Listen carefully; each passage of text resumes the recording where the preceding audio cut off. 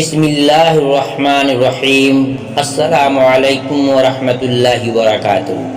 ناظرین کرام، آپ تمام حضرات کی خدمت میں الحمدللہ روز بروز ایک نئی ویڈیو اپلوڈ کیا جاتا ہے۔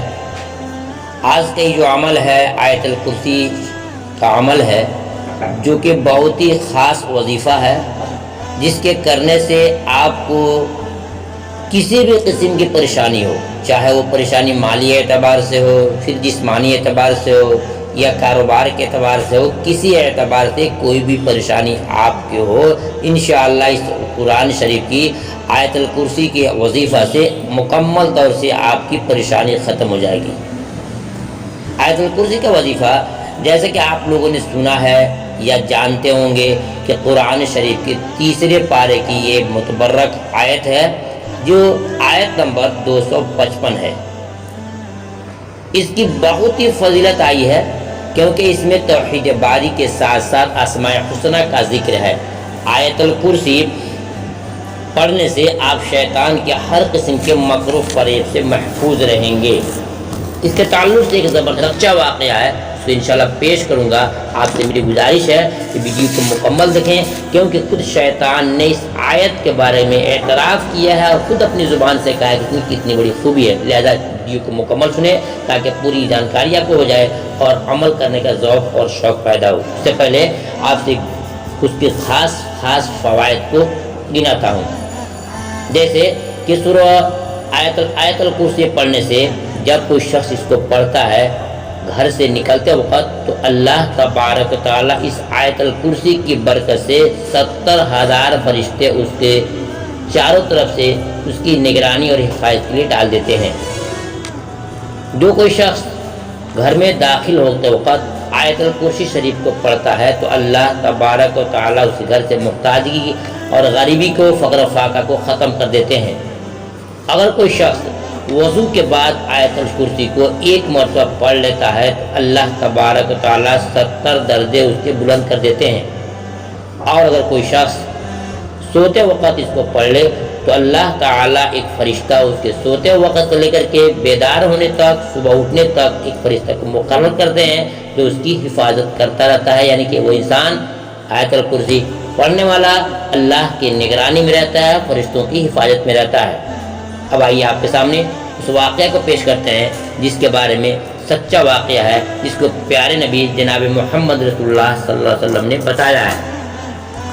حضرت ابو ہریرہ رضی اللہ تعالیٰ عنہ صحابی رسول ہیں، وہ اپنا واقعہ ذکر کرتے ہیں کہ ایک مرتبہ پیارے آقا صلی اللہ علیہ وسلم رمضان کے بابرکت موقع سے صدقہ فطر کو نگرانی کی، حفاظت کی ذمہ داری میرے سر دے رکھی تھی۔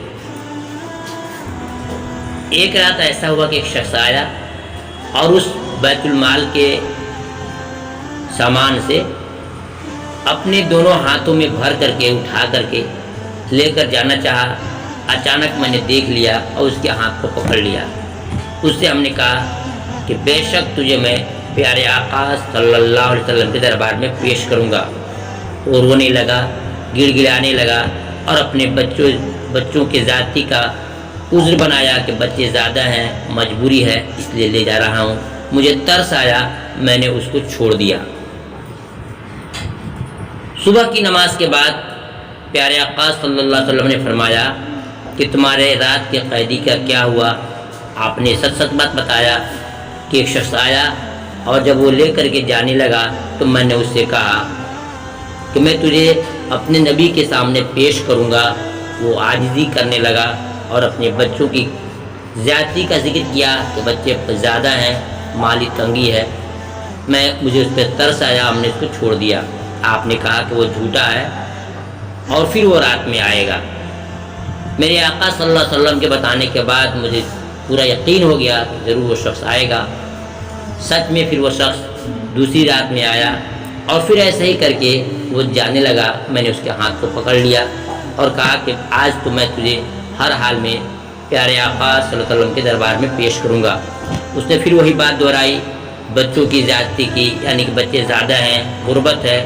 وہ میرے پاس رونے لگا، عاجزی کرنے لگا، مجھے ترس آیا، میں نے چھوڑ دیا۔ پھر صبح ہو کر کے پیارے آقا صلی اللہ علیہ وسلم نے پوچھا کہ تیرے رات کے قیدی کا کیا حال ہوا؟ میں نے وہی واقعہ ذکر کیا، کہا کہ وہ سب جھوٹا ہے، پھر آج بھی وہ رات میں آئے گا۔ سامعین کرام، تیسری رات میرے نبی کی بات غلط ہو نہیں سکتی ہے، پھر وہ شخص رات میں آیا اور پھر یہی کام کرنے لگا۔ اس کے بعد سے آپ نے پھر اسے پکڑ لیا اور جب یہ باتیں کہی کہ میں تجھے آج نہیں چھوڑوں گا، ہر حال میں تجھے پیارے آقا صلی اللہ علیہ وسلم کے دربار میں پیش کروں گا۔ اس نے کہا کہ مجھے معاف کر دیجئے، میں آپ کو اس کے بدلے میں ایک ایسی چیز بتا رہا ہوں جو آپ کو ہمیشہ ہمیشہ کام آئے گی اور بہت ہی آپ اس سے فائدہ اٹھائیں گے۔ میں نے کہا کہ بتاؤ کیا چیز ہے؟ اس نے کہا کہ قرآن شریف کے اندر ایک آیت الکرسی ہے، اس آیت الکرسی کو آپ یاد کر لیں، اس کو پڑھیں، آپ جس وقت پڑھیں گے اس وقت آپ کو فائدہ آئے گا، اور رات میں سوتے وقت آپ اسے پڑھ لیں گے تو ہمیشہ کے لیے آپ پوری رات حفاظت میں رہیں گے۔ مجھے بہت خوشی ہوئی اور میں نے اس کو چھوڑ دیا۔ پھر کل ہو کر کے پیارے آقا صلی اللہ علیہ وسلم کے دربار میں میری حاضری ہوئی، پوچھا کہ تیرے رات کے قیدی کا کیا حال ہے، کیا ہوا؟ میں نے کہا کہ پیارے آقا صلی اللہ علیہ وسلم وہ شخص پھر آیا تھا، پھر اس نے یہی عذر کیا۔ میں نے کہا کہ میں تجھے آج نبی کے پاس ضرور لے چلوں گا۔ اس نے کہا کہ ایک کام کرو، میں تجھے اس کے بدلے میں ایک ایسی چیز بتاتا ہوں کہ جس کو کر لو گے تو تم ہمیشہ کے لیے کامیاب رہو گے۔ پیارے آقا نے کہا کہ کون سی چیز تھی، کیا بتایا؟ تو اس نے بتایا، حضرت ابو ہریرہ فرماتے ہیں، اس نے کہا کہ آیت الکرسی کو تم پڑھو گے، اللہ تبارک و تعالی تمہارے تمام کاموں کو بنائیں گے، رات میں سوتے وقت پڑھو گے تو تم رات بھر اللہ کی امن میں رہو گے، اللہ کی حفاظت میں رہو گے۔ یہ باتیں اس نے کہی ہے۔ پیارے آقا صلی اللہ علیہ وسلم نے فرمایا کہ بے شک اس نے جو کچھ بات کہی ہے سچ اور حق ہے، لیکن جانتے ہو وہ آدمی جھوٹا ہے، اور وہ کون ہے؟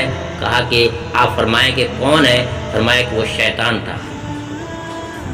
سامعین کرام، آپ نے سنا کہ ایک شیطان کو جو ہمیشہ اسلام کا دشمن، ایمان کا دشمن، قرآن کا دشمن، اسے بھی اعتراف ہے قرآن شریف کی آیت جو متبرک آیت ہے، آیت الکرسی، جس کے پڑھنے سے ہر قسم کی پریشانیاں ختم ہوتی ہے، ہر قسم کے مکر و فریب کے شیطان سے محفوظ رہتا ہے۔ کچھ اسے بھی اقرار ہے جو اپنی کہانی کو ذکر کر رہا ہے، اس لیے معلوم ہوا کہ اس کا بہت ہی خاص فائدہ ہے۔ اللہ سے دعا کروں گا اللہ مجھے بھی اور تمام بھائیوں کو اور ماں بہنوں کو قرآن شریف کی اس آیت الکرسی کی ذکر اور تلاوت ہمیشہ ہمیشہ کرنے کی توفیق عطا فرمائے۔ اب آئیے اس کی جو خاص وظیفہ ہے وہ بتاؤں، کیسے آپ کو وظیفہ کرنا ہے، کیسے عمل کرنا ہے۔ وہ یہ ہے کہ آپ دن رات کے 24 گھنٹے میں کسی وقت خاص کر لیں گے، خاص کرنے کے بعد اسی وقت مقررہ پر صرف ایک دن آپ کو جو آپ نے ذہن میں سوچا ہے مجھے اس وقت کرنا ہے، اس وقت پہ آپ کو اس آیت الکرسی کو پڑھنا ہے، صرف 21 ٹائم، یعنی کہ 21 مرتبہ آپ کو پڑھنا ہے۔ اس سے پہلے آپ کو 3 مرتبہ درود شریف پڑھنی ہے اور آخر میں 3 مرتبہ درود شریف پڑھنی ہے۔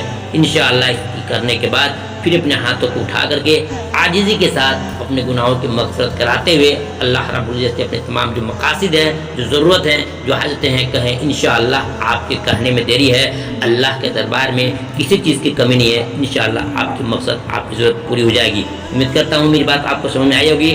اس طرح بہت سارے مسلمان ہیں جو اس سے نابلد ہیں، ناواقف ہیں، آپ سے میری گزارش ہے کہ سننے کے بعد سے خود بھی عمل کریں اور ویڈیو کو دوسروں کو بس شیئر کریں، آپ کو انشاءاللہ صدقہ اور نیکی کا ثواب ملے گا۔ پھر ملتا ہوں دوسری ویڈیو میں، تب تک اللہ حافظ۔